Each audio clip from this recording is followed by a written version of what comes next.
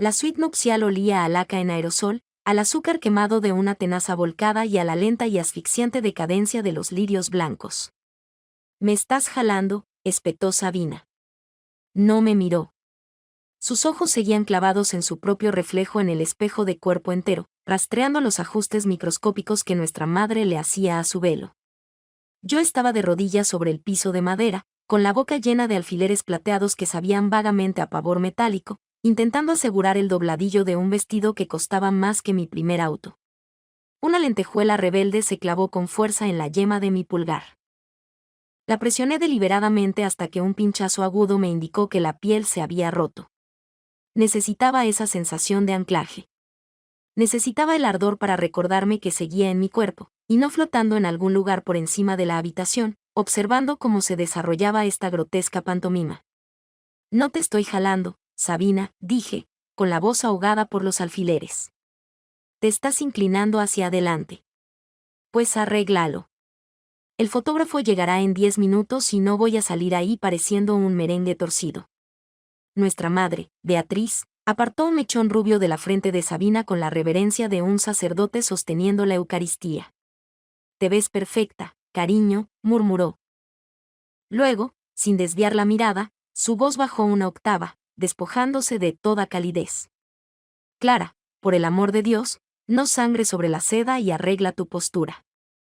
Pareces un perchero con ese tafetán». Tragué el nudo seco en mi garganta, me quité los alfileres de los labios y me senté sobre mis talones. Limpié mi pulgar ensangrentado en el forro interior de mi propio vestido. Una monstruosidad espantosa de color oliva apagado que Sabina había seleccionado específicamente porque hacía que mi tez morena pareciera enferma de ictericia. «Listo», dije. Me puse de pie, y mis rodillas crujieron ruidosamente en la habitación estrecha y húmeda. El aire era denso. Otras 5 damas de honor revoloteaban en la periferia como palomas nerviosas, chocando copas de cristal caro con champán barato, evitando el contacto visual conmigo. Conocían su lugar. Sabina era el sol. Ellas eran los escombros en órbita. Y yo era la tierra debajo de las tablas del piso. Había sido así durante 3 años. Desde que Sabina descubrió que Arturo, el hombre que yo había presentado a nuestra familia como el inversor principal de mi empresa de logística, era el heredero de un conglomerado naviero. Sabina no solo quería a Arturo. Quería la vida que venía con él. Pero más que eso, no podía soportar que yo hubiera encontrado algo, a alguien de valor, antes que ella. Así que desmanteló mi vida con una precisión aterradora y casual. Correos electrónicos falsificados, fondos malversados desviados a una cuenta en el extranjero a mi nombre. Una confesión entre lágrimas a nuestros padres diciendo que me había sorprendido desfalcando el fideicomiso familiar para mantener a flote mi negocio en quiebra. Mis padres ni siquiera contrataron a un auditor forense. Miraron las direcciones IP fabricadas, miraron el rostro lloroso y perfectamente construido de Sabina, y tomaron su decisión. Fui despojada de mis acciones, exiliada en silencio de la gracia financiera de la familia, y retenida únicamente como un adorno para mantener las apariencias públicas. Sabina apareció para consolar al inversor traicionado. Interpretó a la hermana hermosa y desconsolada. Arturo se lo creyó, o eso pensó ella. Mi teléfono vibró contra mi muslo, un zumbido mecánico y áspero contra mi piel. Lo saqué del bolsillo oculto del vestido verde oliva. 10 minutos. El mensaje era de Arturo. Una ola pesada y ondulante de náuseas golpeó mi estómago. Tenía sabor a café rancio y ácido de batería desde hacía 8 meses. Arturo y yo habíamos estado construyendo esta trampa. Cuando él se dio cuenta por primera vez de que los metadatos de los correos eran fraudulentos porque él mismo auditaba sus propios libros de contabilidad, algo que Sabina no había previsto. No la confrontó.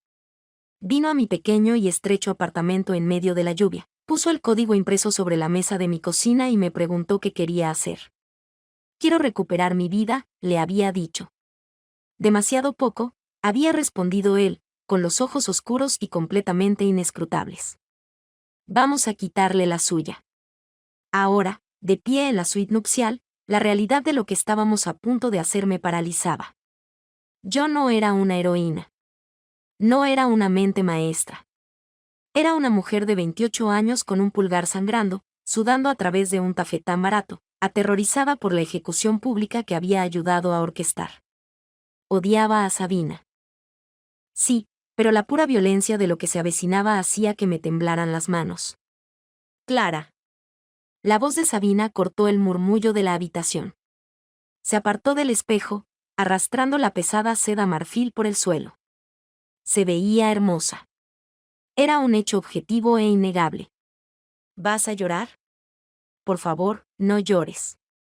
Se te va a manchar la cara y las fotos se van a arruinar. No estoy llorando, dije. Mi voz sonaba frágil, delgada. Ella ofreció una sonrisa pequeña y compasiva, la sonrisa que guardaba para los pájaros heridos y los empleados de servicio. Está bien sentir un poco de celos hoy, Clara. Sé que las cosas no te han salido bien, pero encontrarás a alguien eventualmente. Solo intenta estar feliz por mí, ¿de acuerdo? Extendió la mano y me dio unas palmaditas en la mejilla. Sus dedos estaban fríos y olían vagamente a lavanda y desinfectante de manos. Miré sus ojos azul pálido. Busqué un destello de culpa, una sombra de la hermana con la que solía compartir secretos en la oscuridad. No había nada, solo la anticipación hueca y brillante de una mujer a punto de ser coronada. La culpa en mi propio estómago se cortó, se endureció y desapareció. Estoy feliz por ti, Sabina, dije a la perfección. Realmente lo estoy. El vestíbulo de la catedral estaba helado. Las pesadas puertas de roble que nos separaban de la congregación olían a cera vieja y a siglos de incienso atrapado. Me paré a la cabeza de la fila de damas de honor. Mi ramo de rosas blancas pesaba en mis manos. Los tallos estaban húmedos. Una gota de agua rodó por mi muñeca, deslizándose bajo el puño apretado del vestido. A través de la gruesa madera, el enorme órgano de tubos comenzó a tocar. No era solo un sonido. Era una fuerza física. Las notas bajas vibraban a través de las tablas del suelo, subiendo por mis piernas y haciendo temblar mi esternón. Bien, chicas. Hombros hacia atrás, siseó la coordinadora de bodas, una mujer diminuta con un auricular negro. Me apuntó con un dedo afilado. Dama de honor, avanza. Paso lento y constante. No bloquees las rodillas. Las puertas se abrieron de par en par. La luz dentro de la iglesia era cegadora, un mar de flashes fotográficos y el duro resplandor del sol de la tarde cortando a través de los vitrales. El aire era un muro de calor y la exhalación colectiva de 300 personas. Di un paso adelante, talón, punta, talón, punta. Los rostros en los bancos se desdibujaron en una mancha de trajes caros y sombreros de ala ancha. Vi al tío Ricardo, quien había sugerido en voz alta en acción de gracias que yo debería estar en una penitenciaría. Vi a mis antiguos socios comerciales, los que me habían expulsado en el momento en que aparecieron los correos electrónicos falsificados. Todos me miraban, algunos con lástima, la mayoría con silencioso desdén, esperando el evento principal. Mantuve los ojos clavados al frente. Al final de la larga alfombra carmesí estaba el altar, y allí estaba Arturo. No llevaba smoking. Llevaba un traje de lana gris carbón de corte impecable que parecía demasiado pesado para la temporada. Tenía las manos entrelazadas sin apretar frente a él. No parecía nervioso. No parecía un novio esperando al amor de su vida. Parecía un hombre evaluando la integridad estructural de un edificio que estaba a punto de demoler. A medida que me acercaba, sus ojos se apartaron del fondo de la iglesia y se clavaron en los míos. Un músculo diminuto, casi imperceptible, se tensó en su mandíbula. Mi respiración se cortó. Llegué al frente, me desvié hacia la izquierda y tomé mi lugar. Me di la vuelta justo cuando la música del órgano se elevó en la tradicional marcha nupcial. La congregación se puso de pie con un sonido masivo y susurrante de telas moviéndose y madera crujiendo. Sabina apareció en la puerta. Un jadeo colectivo recorrió la iglesia. Mi madre, en el primer banco, se llevó un pañuelo de encaje a la boca, sollozando con delicadeza.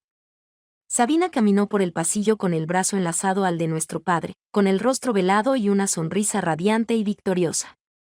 Era la imagen de la gracia inmaculada. Miré a Arturo.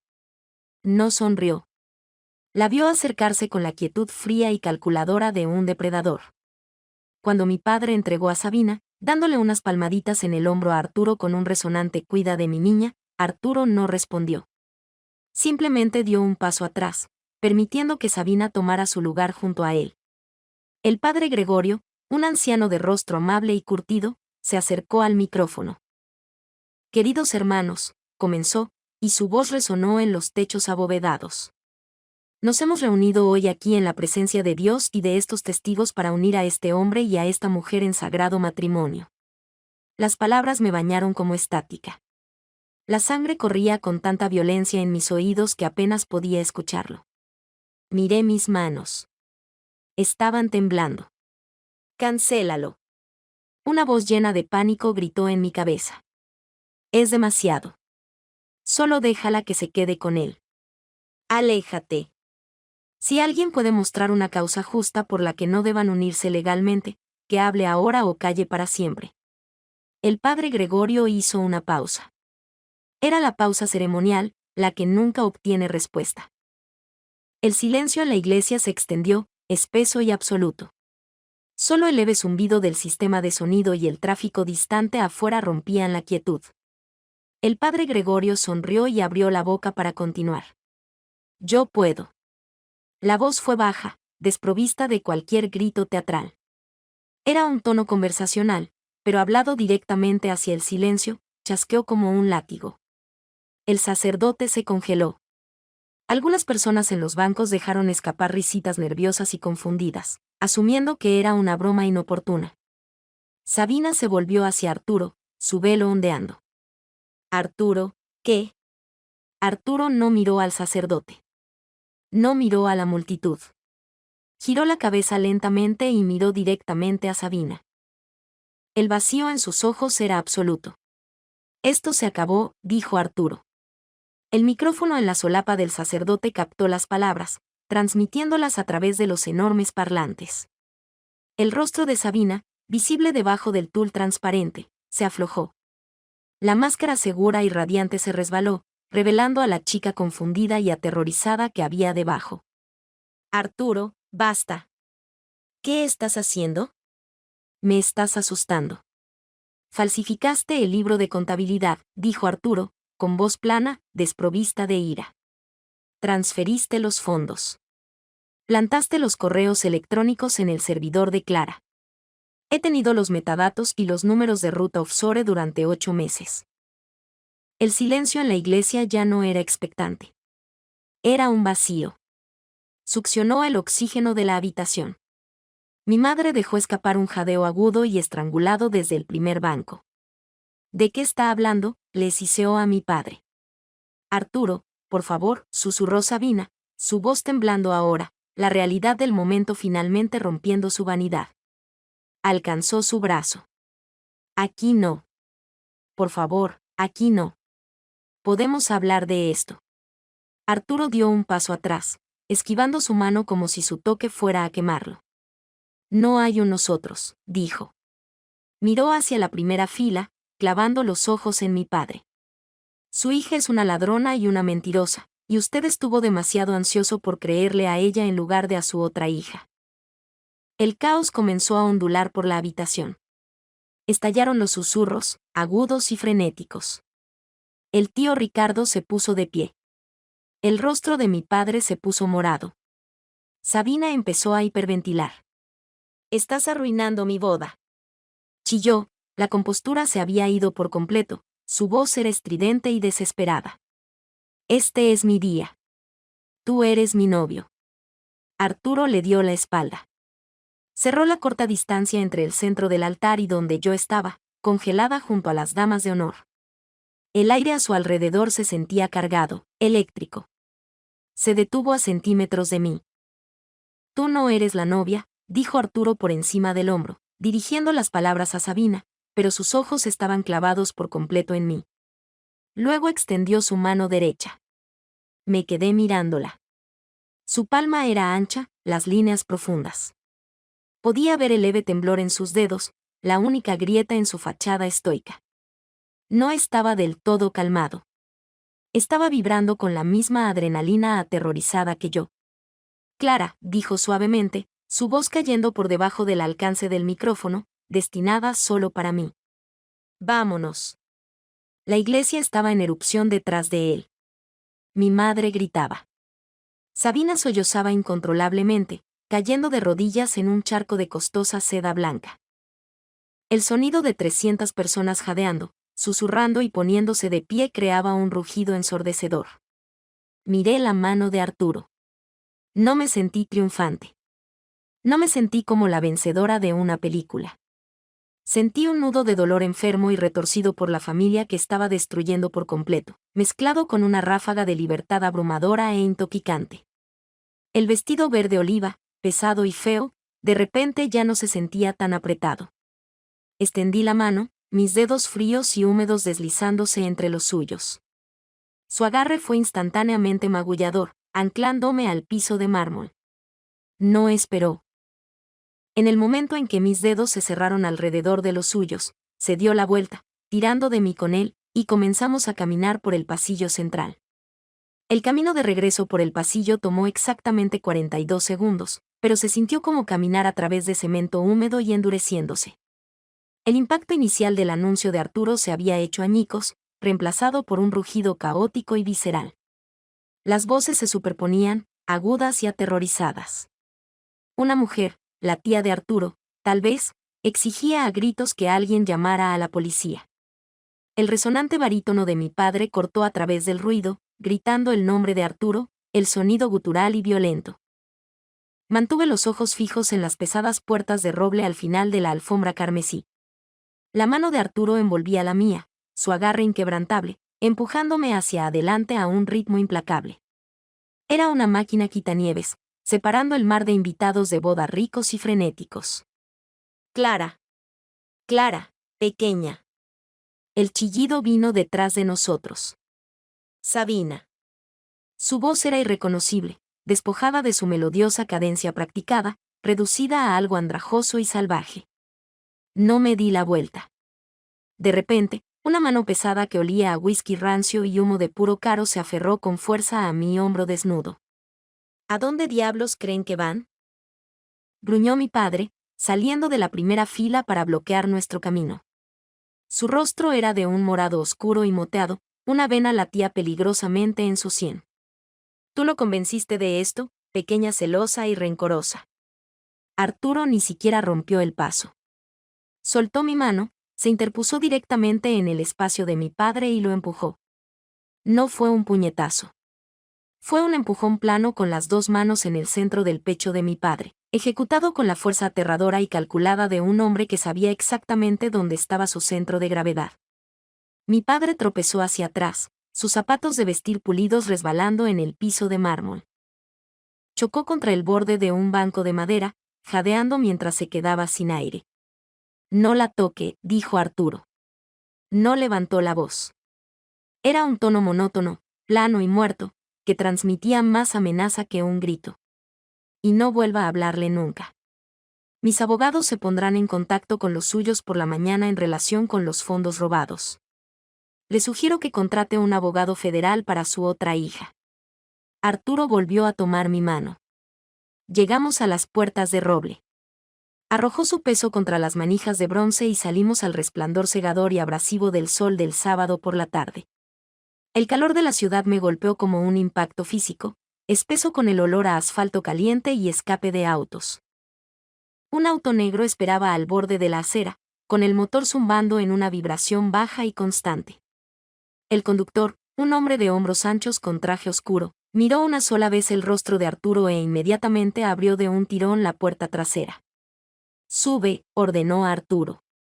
Prácticamente caí en el asiento trasero, el espantoso tafetán oliva amontonándose alrededor de mis muslos.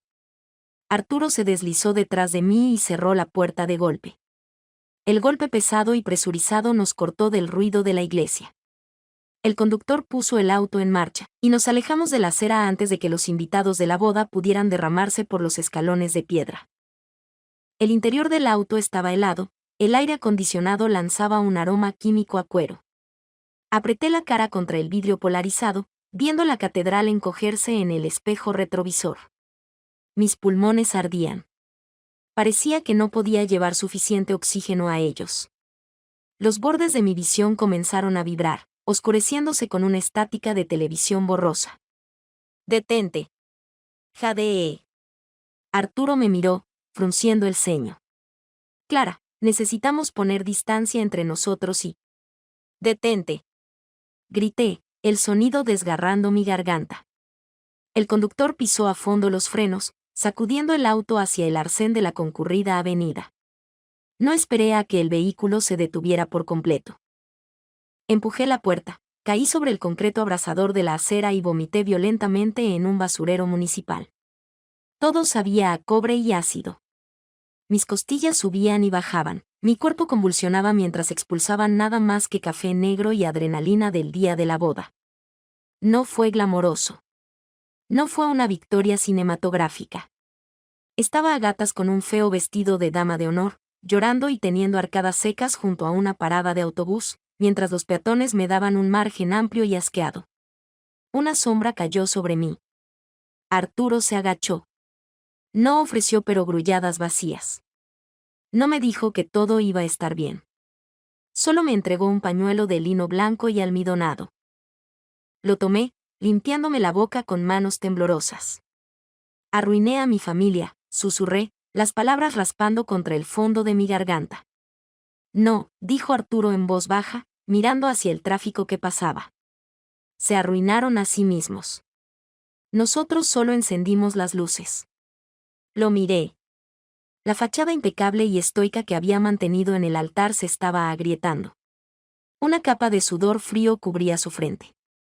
Levantó la mano, se arrancó la corbata de seda del cuello y se desabrochó el cuello de la camisa. Sus manos temblaban tanto como las mías. ¿Estás temblando?, noté, con voz hueca. Dejó escapar un suspiro corto y sin humor que podría haber sido una risa. Acabo de humillar públicamente a una de las familias más prominentes de la ciudad e inicié un caso de fraude federal, dijo. Se recostó contra el metal caliente de la puerta del auto, cerrando los ojos. Estoy absolutamente aterrorizado, Clara. Fue la cosa más honesta que alguien me había dicho en 3 años. Miré el pañuelo en mi mano, luego levanté la vista hacia él. Lentamente, el nudo enfermo y retorcido en mi estómago comenzó a desenredarse.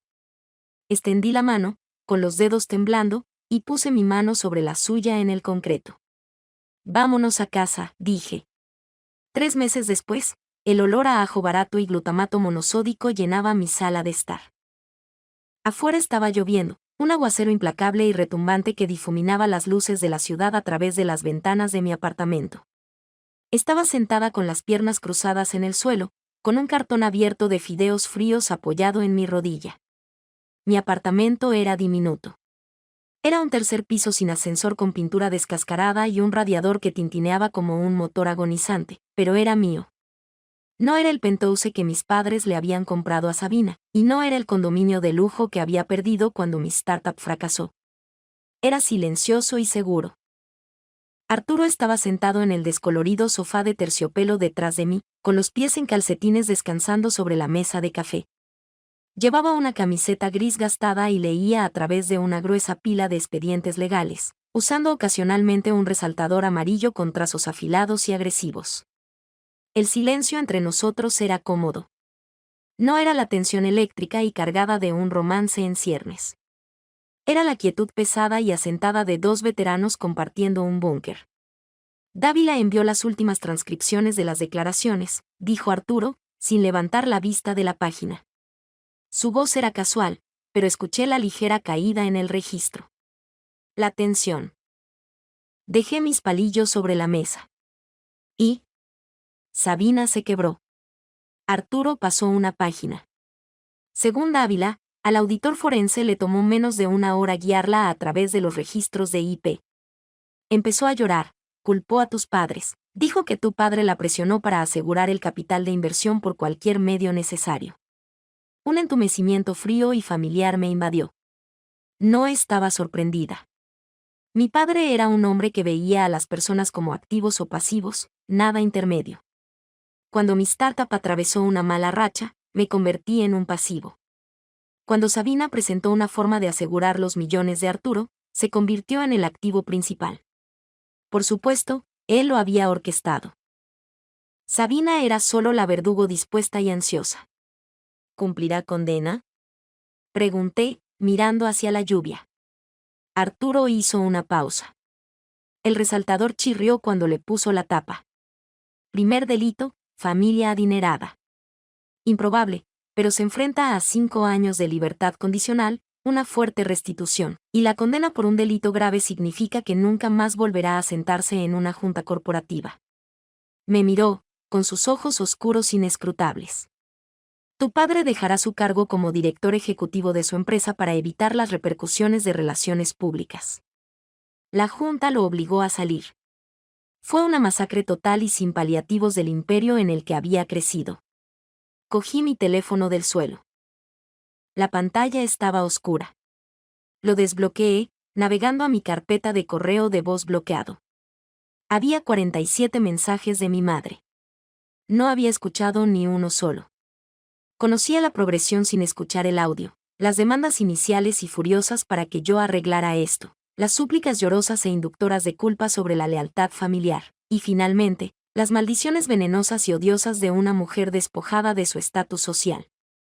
Mantuve mi pulgar sobre el botón de eliminar todo. No les debes una audiencia, Clara, dijo Arturo suavemente. Se había movido en el sofá y me estaba observando, con los codos apoyados en las rodillas. Lo sé, dije. Presioné el botón. La pantalla parpadeó brevemente, confirmando la eliminación.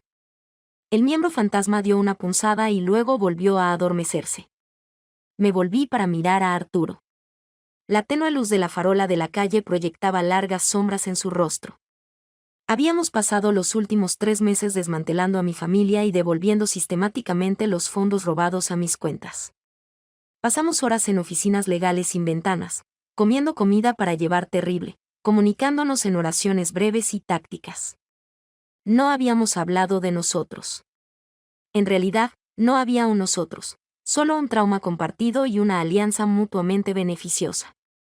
Oh, eso me seguía diciendo a mí misma. Mi banco descongeló la última de las cuentas operativas esta mañana, dije, cambiando de tema. Tengo suficiente capital para reiniciar el software de logística, solo con el personal esencial, tal vez alquilar una pequeña granja de servidores. Arturo asintió lentamente. ¿Necesitas un inversor? Dejé escapar una carcajada áspera y cínica. ¿Estás loco? Después de todo lo que acaba de pasar, Arturo, si me das un centavo, la prensa se dará un festín. Ya creen que hemos estado teniendo una aventura tórrida y secreta durante 1 año. Arturo no se rió. Me miró con esa misma mirada intensa y terriblemente tranquila que había usado en el altar. No me importa lo que piense la prensa. Yo mismo audité tu código beta, Clara. Es brillante. Era brillante antes de que tu hermana saboteara las finanzas, y es brillante ahora. Se puso de pie, las tablas del suelo crujiendo bajo su peso. Rodeó la mesa de café y se sentó en el suelo a mi lado, doblando sus largas piernas torpemente. Olía a ropa limpia y a un leve y persistente aroma a cedro. No destruí mi vida y la tuya solo para alejarme, dijo, y su voz bajó de tono. Lo hice porque odio que me mientan, pero también lo hice porque estaban destruyendo a alguien que realmente respetaba. Tragué saliva. El aire en el diminuto apartamento de repente se sintió increíblemente fino. Arturo. Comencé, pero no supe cómo terminar la oración. Estaba rota. Tenía un pulgar sangrante y un corazón hastiado. No confiaba en nadie, y mucho menos en un hombre que era capaz de la clase de venganza a sangre fría que acabábamos de ejecutar. Pero mientras lo miraba, me di cuenta de que él estaba igual de marcado. Había sido usado como un peón, su confianza convertida en un arma por una mujer que llevaba una sonrisa perfecta. Éramos 2 personas increíblemente dañadas sentadas en el piso de un apartamento barato, comiendo fideos fríos. No intentó besarme. No ofreció una declaración de amor arrolladora. Simplemente se acercó, su mano rozando mis nudillos, y tomó el par extra de palillos desechables que descansaba sobre el cartón.